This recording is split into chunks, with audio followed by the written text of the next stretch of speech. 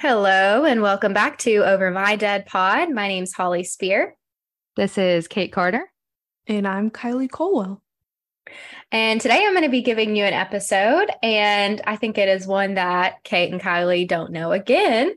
So it's going to be a good one. I didn't know about this one before I started researching for it. And fun fact, I was actually writing another episode in the middle of this one when I saw this episode come across a TV show, and I was like, oh my God, I have to do this one. So yeah, then I just started writing this one. So here we are. Here we are. All right, let's hop into it. So today our story takes place in Oshawa, Canada, which lies along Lake Ontario. Oshawa is a fishing town, and on September 11th, 2017 at 8:30 a.m., a fisherman and his grandson were casting their poles along the pier in hopes of taking home some bass. When in the passing water, they spotted something strange bobbing up and down. Upon closer inspection, they discovered that they needed to call the police. Fast forward to December 29th, 2017, about 3 months later. A 911 operator answered the phone call from a man named Sean, who was a plumber. Sean tells the operator that he's currently on site for a job. They were snaking a drain for a couple hours for the residents of an apartment building. And this is not an apartment building like a big residential building you would think of when you think of an apartment complex. This is more like a upstairs downstairs house situation. So the upstairs is being rented to a couple and the downstairs is a single male. So it was the upstairs couple that had called for the plumber, and the downstairs man was an odd man named Adam Strong. The plumbers had been there for a while trying to unclog this drain, but they had been completely unsuccessful, sitting there snaking the drain, like could not get anything to come out. All the pipes in the house were backed up. The toilets were backed up. The bathtub was starting to overflow and back up into the house. So the plumbers then decided to see if they could go and snake the drain from downstairs. The plumbers would say that when they arrived downstairs, it was obvious the downstairs neighbor was uncomfortable. He didn't want them there at all. He was pacing back and forth and watching their every move. The plumbers noticed that neighbor Mr. Strong had completely removed his toilet and his bathtub was completely backing up. The plumbers probably immediately knew that the pipe problem was coming from here, and I have to assume that they knew that the downstairs neighbor, Adam Strong, knows that this is the problem.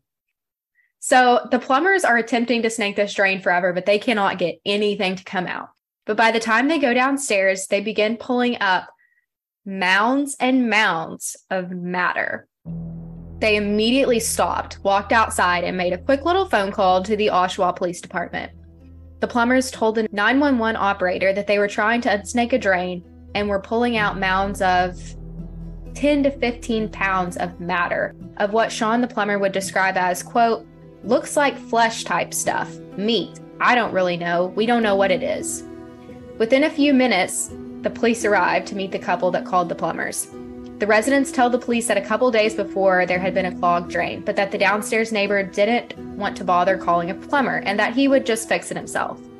The neighbor snaked the drain, but it was unsuccessful. Although the neighbor didn't want any plumbers at his house, the couple had had enough when the smell overcame the apartment. The pipes were backing up into the tubs and sinks of the home. So the couple decided enough was enough, and they called the plumber themselves. When the cops arrived, the plumbers were holding a plastic shopping bag full of the substance that they had been pulling up from the pipes to show the police. The police knocked on the downstairs neighbor's door, 45-year-old Adam Strong. And literally all the police had to do was knock on this man's door, and Adam would bust out and say, okay, you got me. The gig's up. It's a body. If you want the rest of her, she's in my freezer. And she's pretty much badly defleshed. Defleshed? So, defleshed. Weird word to use. He just came straight out and said it. Yeah, like knocked on his door and he just gave himself up. So he is obviously arrested. Let's talk a little bit about Adam Strong. We know that Adam Strong is 45 years old, and at this time, oddly enough, not much is known about Adam. We know that he worked as a security guard on movie sets, but that he'd been fired twice. He also worked at some gas stations. He liked knives, and he had a boat, which he would take out on the water and scuba dive. Adam at one time at least had a girlfriend. And this woman would say, yeah, how? No idea. How? Believe it or not, he had a girlfriend. And this woman would say that Adam was controlling and abusive and he would choke her. But this is all I could really find out about Adam, so it's a little weird. The police never gave many details about Adam. Police hurriedly send officers to raid the home of Adam on the mission to find the rest of the body. The officers enter the home and find a small deep freezer. It's an older square metal freezer that once had been white but had yellowed and now rusted with time. The officers reluctantly open the freezer to reveal the human head of a young woman wrapped up in plastic bags, just like Adam had said. Back at the station, Adam surprisingly lawyers up, which I didn't expect. The police interview went pretty bad with Adam.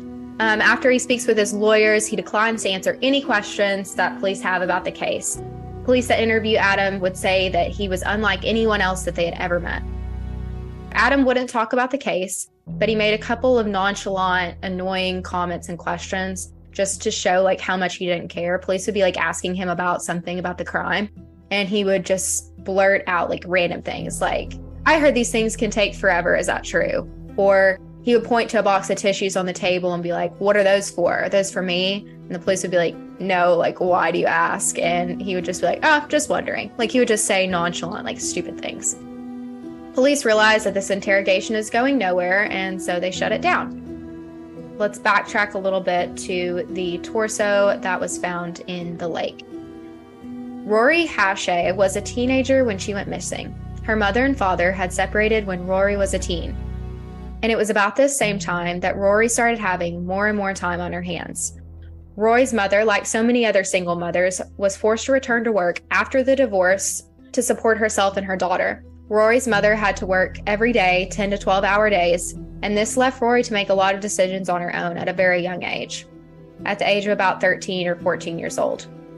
But Rory's mother thought that everything would be okay because Rory was very mature, brilliant, and a driven young woman. Side note, Rory's family was from a biker gang, and her grandfather was the founder of Satan's Choice MC, and her uncle was a Hell's Angel. So these are different biker gangs than our history of biker games on Over My Dead Pod. But Rory was starting high school, but Rory and her mother had a plan that they were going to save and buy a big bus. They would travel around and live in it together a year before she went to college. This was their mother-daughter dream. However, it was around the first year of high school that Rory's mother said she believes this is where things fell off with her relationship. Her daughter would begin to hang out with a bad crowd of friends and had a completely new attitude. She became even more of a changed person when her mother found out that she was experimenting with drugs. Rory was also homeless for some amount of time. This is when Rory's mother really struggled controlling her. However, Rory's mother would say that she still had no idea who would ever want to hurt her daughter. She was so good to everyone. Rory had the word alive tattooed on her neck. The head in the freezer showed the tattoo, alive. Obviously, this was the remains of Rory, and the police knew right then they already had the killer. And they had already at this point linked the torso back to Rory, but that's all they had at that point until the whole sewage issue. So Adam is immediately charged with the equivalent of mutilation to a body. They called it something weird in the report. This is Canada, so I don't really know. They called it something really weird, but I researched it and found out it basically was like mutilation to a body. The charge that they made like this was just so that they could hold strong while they secured a charge of murder against him. It's obvious what happened, but police are going to need some time to build their murder case against Adam. To build this case, police need to turn Adam's apartment upside down to hear back from the autopsy to see if there is a determination of death of the victim. Police start in on Adam's apartment. An investigator would say that it was the worst apartment that he had ever been in by far as clutter, trash, mess, and dirt was concerned. And I watched a documentary about this, and I couldn't re-find the pictures of his apartment, but it was disgusting. So investigators could barely move in the apartment. They had to walk through paths of trash and clutter to get around. I mean, it's just disgusting. There's tons of DNA, tons of things for police to be looking through to even find any evidence. Police would recover devices used to restrain people. Rory's DNA was found on several of these items around the apartment, including a hammer. Rory's running shoes were also found in a plastic shopping bag. The shoes were splattered with blood, along with the floors, walls, and ceiling and baseboards of Strong's apartment. He hid nothing. Everything was like in plain sight. If you look at the pictures of it, a hoarder house. Yeah, It's a hoarder definitely house. It's not hoarding normal things. It's just trash. Trash, yeah. And imagine killing someone in an environment like that. I mean, like burn the whole house down at that point. Like it's everywhere. So he could not hide this, even if he wanted to, which I don't think he really tried. But while the search is occurring, somewhere in all the mess, the police stopped and evacuated the home. They found what they thought was a potentially explosive device, and they brought in the bomb squad, and a bomb robot had to deal with the package. It ended up being a pipe bomb, and they had to have a controlled explosion of the package in a safe location. So I guess it was just like a bomb that was just sitting in his house, like, I don't know, and just hadn't exploded. So they go back to investigating, and in the kitchen, the investigators find a knife in the drawer. The knife stood out to investigators because it was not a normal kitchen knife. It's not what you would think of that you would just throw in your kitchen drawer. This knife was one that was specifically used by hunters to gut and skin their kill. It looks more like, and I've seen it described as a hook. It's more of like a bladed, like, hook. Even to the human eye, the police could see flesh remaining on the knife. The DNA is tested, and it is revealed that the DNA is not the DNA of Rory. What? It is the DNA of a different girl, a different victim. They found that it was the DNA of a 19-year-old female who had gone missing 10 years ago, named Candace Fitzpatrick. Candace was last seen during the summer of 2008. She was last seen leaving her home and headed to the mall. But Candace was not reported missing until 2010. Candace was also from the Oshawa area, and Candace was somewhat estranged from her family and was over the age of 18, which partly explains why she was not reported missing until 2010. Her family had eventually gone to the police to report that they were concerned because they hadn't seen Candace for about 2 years. And it finally became too weird that she had not made any form of contact with her family. And as we'll see, both girls had unfortunately been battling drug addiction and had fallen into the world of addiction and sex work. Both had also been homeless at some point and for some period of time in their lives. Somewhere in this realm, both girls had crossed paths with Adam Strong. This was because Adam preyed on young, vulnerable girls who were at a low point in their life. Obviously, the charges of Adam Strong were increased to 2 first-degree murder charges, and it is at this time that Adam sits down again at the same police department for another interrogation. September 28th, 2020, the interrogation starts with Adam talking about how well he has been treated, that the staff had treated him so nicely, and police are not just trying to be buddy-buddy with this guy, but they're trying to build their case. They need this guy to talk. At this point, they don't have any other evidence about the alleged killing of Candace, only DNA on her knife. They don't have a body, they don't have anything else.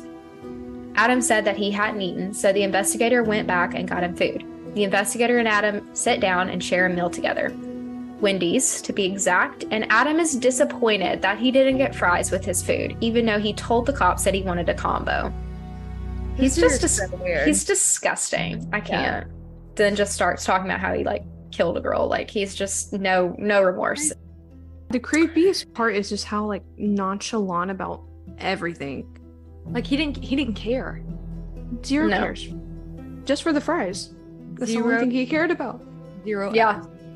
So the combo from Wendy's is all it takes for Adam to start spilling the beans. And Adam starts talking. And his defense attorney is probably pulling their hair out right now listening to this interview. The investigator literally just asks, how old was Rory? And Adam says, 18. Okay, so how much of her body did you guys get back? Obviously the entire skeletal structure, right? He asked how they were able to pull it out of the pipes and how much they were able to pull out of the pipes. He said he just had bad luck with that one. And said that people in jail had been telling him that he was stupid for trying to put a body down there. And he said, are you kidding me? That's an awesome way. It's crazy. I want to understand the thought process.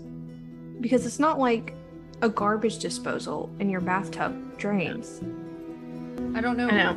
How does someone think that that's gonna work? Listen, my hair clogs up my bathtub so fast. Can you imagine putting out a whole body? Drano, well, he's stuffing her down all the drains. I think he's trying to flush it, trying to use the sink, trying to I don't know. Yeah. I mean, Clearly just it didn't work, but I guess No, that's a good it thing. yeah. So, although he talks about Rory, he remains silent and doesn't answer questions about Candace. I guess he's smart enough to realize that without any additional evidence from himself, police can only get him for one murder conviction. It's on August 29th of that year when police pull Adam's cell phone data, and it is confirmed that Adam's cell phone pinged at the Oshawa Harbor a week before Rory's torso was discovered by the grandfather-grandson fisherman pair. The interviewer said that Adam said, "Some people may feel remorse, but I didn't feel it. I'm really sorry." I guess sorry that he didn't feel remorse. Okay. So Strong would say that he started the cleanup process the day before Christmas. He began by defrosting the body, which had been put in a freezer, by putting it in a tub full of hot water. He would have to refill the tub a couple times to reheat the water. Ironically, the rest of the interview, Adam would focus on himself and how terrible his life was. At the end of the interview, Adam would say, "Well, I probably said more than I should have." And the investigator said, "Yeah, probably." And the judge would rule that the whole 12-hour-long video of Adam's confession was admissible in court. Investigators believed, but could not prove, because they lacked the evidence of an intact body, that this was a sexually motivated crime. Throughout the trial, Adam showed zero emotion. Some days he would even refuse to leave his cell for the hearings. In regard to Rory, an autopsy of the murder could not obviously say what killed the woman because there was just not enough to work with. So at this point, we have her flesh and a torso and the skull from the freezer. But Rory had a skull fracture, but it was unclear if this was done pre or post-mortem since her remains had been brutally dismembered. It was ruled a homicide and concluded that Rory was pregnant as well. During the trial, 5 women were called to the stand who all testified that they were victims of sexual abuse by the hand of Adam. They would describe the binding devices that Adam used to restrain them. So the defense comes up with this argument that it was possible, since Rory had been a drug user, that she had died of an overdose while with or around Adam, and that he panicked and had no choice but to dismember her body, dispose of it in his pipes, throw her torso in the harbor, and put her head in a plastic bag in his deep freeze.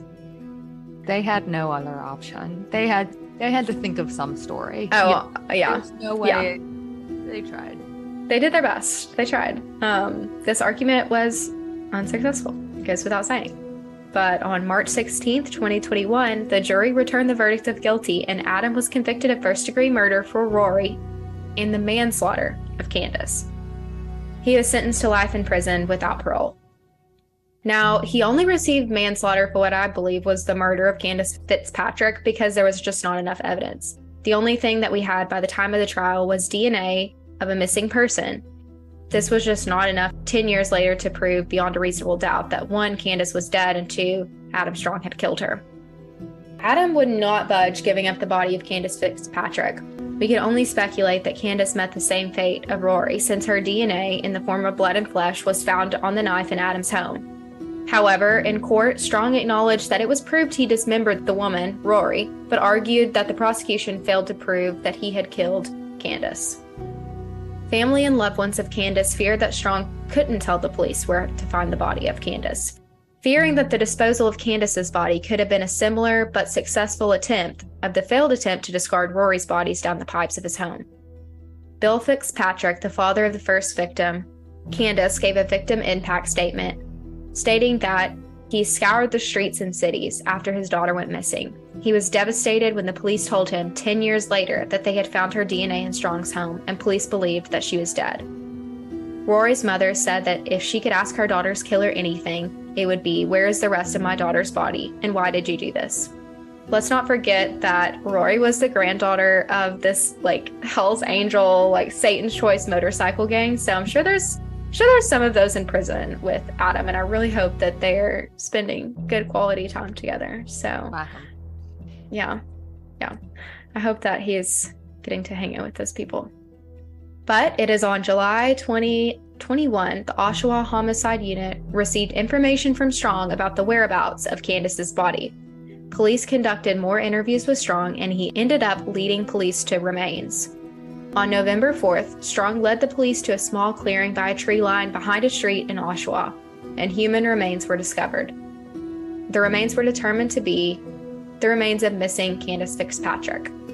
The family of Candace and the family of Rory Hashade attended the press conference hand in hand to announce to the public that Candace's body had been found at the hands of Adam Strong. The family would say that it was a miracle and a blessing and will be at peace back with her family where she belongs. However, this will never change the life taken too soon. Detective Sergeant Doris Clary stated that Strong's conviction will not be revisited in court and that the case is closed. He's already been convicted of the offenses, and we cannot upgrade charges post-conviction. And at this time, we're not looking to lay any additional charges. So, I mean, that's kind of disappointing just because I know a lot of times in cases like this where you get the maximum sentence, but it's like you get over that just for the fact of like putting the family at peace that you got charged with their loved one's murder. But if they would have been able to have changed it, he potentially could have gotten the death penalty, so yeah, that sucks, but at least there's closure for the family on the actual body, yeah, and remains. So Adam Strong murdered 2 innocent girls who were struggling in life.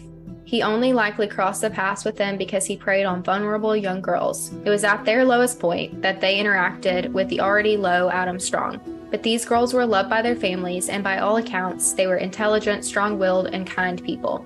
Adam will spend the rest of his life behind bars.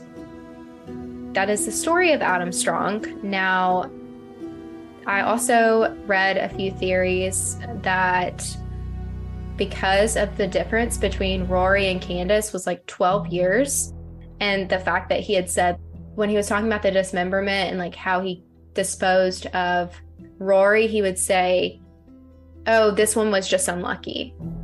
Kind of signaling that there may have been more. Yeah. I wouldn't be surprised if there's other victims. Yeah.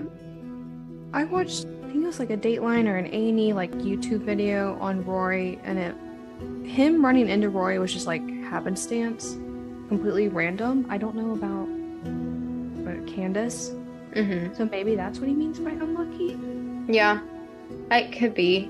I mean, I'm not really sure. I know that, yeah, he did just run into them. And I think that really not much is known about Candace just because I think by the time that he ran into her, she was homeless and kind of like estranged from her family and stuff. So we don't really know exactly like the date she went missing, but he could have meant unlucky like that. I'm not sure. But it's speculated that for 12 years that he didn't kill anyone. They are not really sure. So I kind of think it's highly unlikely that no other girls were killed within that time period by Adam Strong. I don't know. His MO is obviously to prey on like these people who are, homeless, addicted to drugs, living on the street, whatever, that some people that he might have killed may not have even been reported missing ever. So there's always that possibility too.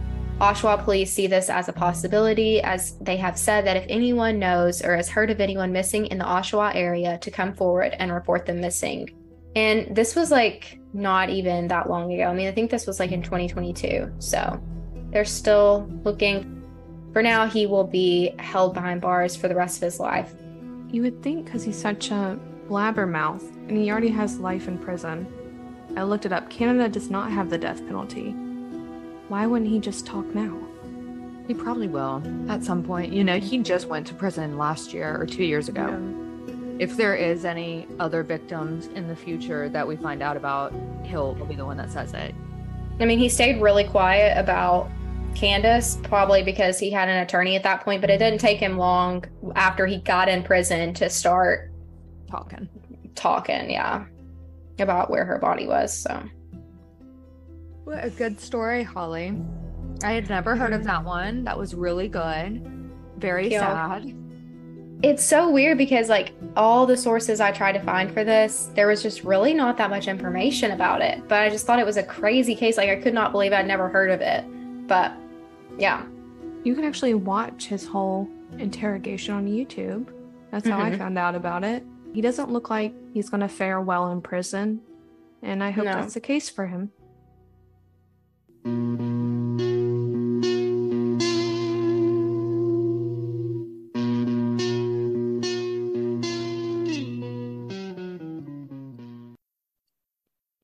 And now it is time for overtime on Over My Dead Pod. So who wants to go first, ladies? I can go. So this week I've just got one story. As you probably all have heard by now, a Utah man last week shot his family of 7 in his home and then committed suicide himself. So this man is Michael Haight. He was 42 years old. He had a wife named Tasha, and then Tasha's mother lived in the house with them, Gail. She was 78 years old. So apparently Michael went home, killed his 5 children, which were aged 4 to 17, and then proceeded to kill his wife and his mother-in-law, and then turned the gun over and shot himself, killing himself. So super, super sad. Out of the blue, a whole family is wiped out. And then it comes out that Tasha, his wife, had filed for a divorce petition in December of 2022. It is now January 2023. So as you can imagine, all of the media assumes that the divorce petition was maybe a reason of why Michael Haight had killed his entire family. But that being said, awful, disgusting. The kids were ages 4 to 17. And then the mother-in-law too. It's just an absolutely horrible crime. Shocking to hear, but unfortunately, these kind of cases do happen every once in a while. Murder-suicides are more often than people really imagine or understand unless you work in the court system. The way that this all played out is that the shooting happened at some point on Wednesday. And by 4 p.m., the police had already had reports on Wednesday of asking for welfare checks. So friends and family, knew right away. Not hearing from the family for a few hours was not okay. And so that was a really good turnaround time, I believe, on the police's end as well. And then the last thing I will say is that the police chief did state in Utah that a crime report investigation had gone on with this family a few years ago, but has not released what it was about or what the police report was about. And you can't find any information on it, which makes me think that they have it hidden now, probably for this investigation, even though they've already figured it all out. But that's a very interesting thing to see maybe later on, that what had happened at this house or with these people a few years ago, could it have been prevented for their deaths now? I wouldn't be surprised if it was domestic violence related. Also, because those are also always sealed. Mm-hmm. So that could be that would make sense. Very, very sad. So that's my story. Once again, that was in Utah this past week, the beginning of January. All right, Kylie, you up? I have a developing missing person case out of Massachusetts. Okay. So we have Anna Walsh. She's 39, married, mom of 3. Last time she was seen was New Year's Eve. New Year's Day, she was supposed to head to DC for business. I cannot pronounce the name of the town, but it's a little outside of Boston. On January 4th, her work actually reported her missing because she never showed up. So police went to the home. They talked to her husband, Brian Walsh. He said he last saw her getting in an Uber to go to the airport.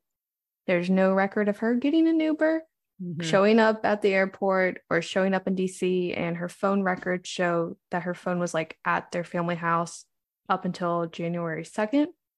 So police obtained a search warrant, and they found blood and a damaged bloody knife in the basement. Also, Brian's dumbass Googled how to dismember a 115-pound body and dispose of it. Nice. Oh, hey, always a smart thing. Reminder to all of our listeners: whatever you Google, regardless if you wipe your computer, can still be found. Okay, even if you're on private browser, it can still be found. It's still there, no matter how many years back ago. It can be found. Can be found. They also found out on January 2nd, Brian bought $450 worth of cleaning supplies, mops, and tape from Home Depot. Which, fun fact, he wasn't allowed to be at Home Depot at that hour because he's on federal probation for fraud because he bought and sold fake Warhol paintings. What? Wait. Weird. What? What a twist. What a twist. Yeah. Yes. So we've got a fake art dealer. Anyways, yesterday, so it would be January 8th, he was arrested for hindering the investigation. And police have stopped their ground search and said they won't continue unless new information warrants. But I think we can kind of piece put it a little together. Yeah. He looks like he does white collar crimes. He looks like he sells fake Warhol paintings. 100%. As soon as I saw a picture, I was like, well, that's him. Okay. Well, are you guys ready for the jump scare of your life? Is this another TikTok conspiracy? No, it's not. I present to you the news that missing former husband of Carol Baskins is alive. What? Wait, what? Is this confirmed? Oh my God. Tiger King star Carol Baskin's former husband, who went missing in 1977, was declared legally dead in 2002, but is alive and well in Costa Rica. Costa Rica. Oh my God. He's literally in Costa Rica. Wait, and that's what she said the whole time. She did. That's what she said the entire time. She said, oh, he probably, if he had left us, he's in Costa Rica. Living on his life. And it says right here, Homeland Security found him. He's alive and well. Yeah. She revealed she found out after being contacted by officials at the Federal Bureau of Investigations and Homeland Security. Okay. The whole tooth conspiracies was Carol Baskin killed him. Okay. I'm gonna lie to you. I did enough research to think that Carol Baskin killed him. I had it in my head. She probably had somebody kill him. And the fact, like, you remember his plane was still at the airport, but his car had all of his stuff in it. So it did look like it was just placed there. Wait, this is not, she's just saying this. Yeah, wait. I'm also now seeing that it's all coming from Carol Baskin. Yeah, this might be fake news, really? Holly. Yeah, it's just Carol Baskin saying that Homeland Security told her. I thought that they were saying that. No. Oh my God, am I gonna have to redo that shit all over again? No, we got to keep this in. Please tell us if you think Don Lewis is alive and well in Costa Rica, or if Carol Baskin killed her former husband in the comments. Thank you. I'm literally now reading all these articles and it says Carol Baskin says. Carol Baskin says. Oh, that bitch. I am shooketh right now. If you look up Carol Baskin ex-husband, it pops up a ton of articles saying he's been found. But if you look up his name or anything else, it's all just hearsay from Carol Baskin. Yeah. I am shooketh. Well, you did make me have a jump scare. So I was literally so excited to tell you all this. All right. Well, you need to keep us updated on your research. I actually did find it on TikTok. You got to stop for your TikTok sources. I'll leave this in. Yeah. Holly, not to hate, but that TikTok did not sound very reliable. No, it wasn't like a news source or anything. It was just some lady. And then I like Googled it and like all these articles came up. So I was like, oh shit, like it's real. I got excited, Kylie. Now what am I going to say? I got to cut that whole shit out. No, this is a good blooper. Please leave it in because that was really good. I really thought I was doing something there, that was a good twist and turn. Apparently it's alleged now that he's alive. I got really excited. I'm sorry, everyone. I really thought that this man had been found by the FBI in Costa Rica, but apparently it's just Carol Baskins saying that, which sounds like something Carol Baskins would say. So I'm just going to do another one and add on here for you guys. The Idaho murders, we know that Brian Koberger has been arrested, and I just have a feeling that we are not going to hear anything else for a very long time. Yeah. I don't think we're going to hear anything until trial. And even in trial, I have a good feeling they're going to close it. It's so interesting. He's very interesting. He's very interesting. I read through the affidavit, and then like I found this forum on Reddit about him. And then I found this whole like health forum that he was on where he was talking about his health issues that he's been having of disassociation and the stuff called virtual snow. I don't know if y'all ever heard of that, but it's basically like where your eyes are completely like fuzzy constantly.